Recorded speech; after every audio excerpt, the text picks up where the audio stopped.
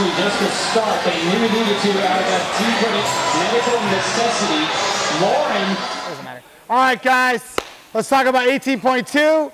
18.1 went really good. I'm proud of Precision CrossFit on their efforts. It was an awesome job. Now it's time to move on to 18.2 and talk about what we're going to do today. I love this workout because it tests three things. You got your capacity, so it's testing your capacity. So how hard can you go? And then it's testing how quickly can you recover? And then it's testing your strength. So it's testing three things, and a great CrossFitter must have all three things to be successful at the next level, and in general in life, in my opinion. So I love this WOD. Just to recap what it is, all right, it's a count 1 to 10, front squats with a dumbbell, and then you got the bar facing burpees, and then the time remaining, you must earn that time to do a 1 RM clean, okay? So it's great. Something I really want to talk about, if you watch the video I already did, you can hold the dumbbell any way you want, which is huge. Because if you're holding the dumbbell like this or like that, you're going to tax your forearms. And if you tax your forearms, you're not going to be able to clean very much because your grip's going to be gone. So you really want to mess with your dumbbell technique and how you're holding that, because that I think is going to be extremely important in this workout so you can hit a big lift.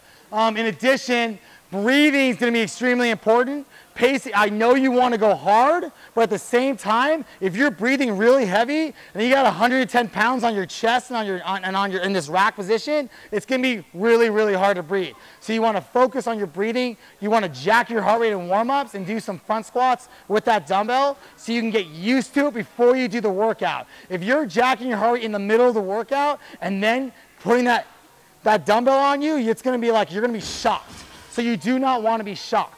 Okay, that's going to be crushing for you. Okay, next, the new Burpee Standard is in effect. So they came out 18.0 with the saying that you cannot do any step ups or step backs. So I hope you've been working that, because that's going to be really important. Make sure you step up with 2 feet. Once you step with 2 feet, you may step after that. I've had a lot of success with going back with 2 feet, coming up with 2 feet, and stepping towards the barbell on a bar facing burpee. So you should really want to find a good rhythm on that. This, in my opinion, this workout for most people is going to be more, especially the elite athletes, it's going to be more about the bar facing burpee speed. I think everyone's should be able to go on broke on the dumbbell front squats. You should be able to pace those out slowly, even if you're tired. You should not want to put those down once they're racked. Then it's going to be about the bar facing burpees. For most people, a burpee rep should take longer than a dumbbell front squat rep because of range of motion. So you're going to spend more times technically doing burpees. So you want to make sure you're very efficient at those burpee reps. Okay? From there, you really have got to embrace the suck on the first part, guys. This is literally testing your capacity. This is essentially do Fran, recover, and do a max lift. So you've got to be okay with going to that place and not holding back if you want a good score. Okay? And that's a really hard thing to do, but we are in the open. One of my biggest gripes about 18.1 is when you did it the first time, you walked away and you're like, that really wasn't that hard. That was the easiest open workout I ever did. And every single person when they did it a second time was like, that freaking sucked. And my response to you is, oh, so you mean you finally did a freaking open workout? Treat every workout like it's the open, like you're competing and it's going to suck. This is going to suck regardless if you go fast or slow. Get it over with. Okay, right, easier said than done. If you're an 18.2, if you're for the first part, if you're an elite athlete, you're thinking of under a 5-minute time, under 4 minutes if you're at that level with your engine. If you're advanced, you're thinking under 7. If you're intermediate, you're thinking under 8. Obviously, that's going to vary, okay? But guys and girls, master's level, does not matter. That's the time that you're thinking about getting. It's all about engine. As far as lifting is concerned, that's another animal, okay?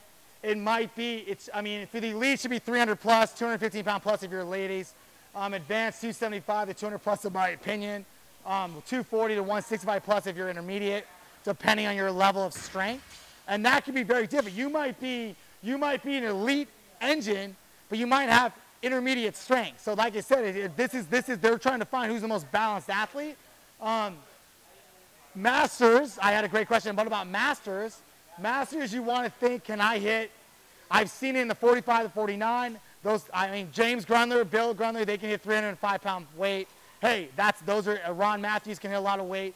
You can, 300-pound lift is very doable in this workout if you're in that age group. If those guys can do it in their late 40s, the guys in the early 40s and their 50s should be able to do the weight too. Ron Ortiz in his 50s, he can hit 300-pound clean. So that's kind of what you're looking at. The ladies also can hit that 215, 220 mark. I've seen it happen. But I think a good master's weight is 245 plus. I think for the intermediate, for the ladies, I want to say around over 200 pounds would be good.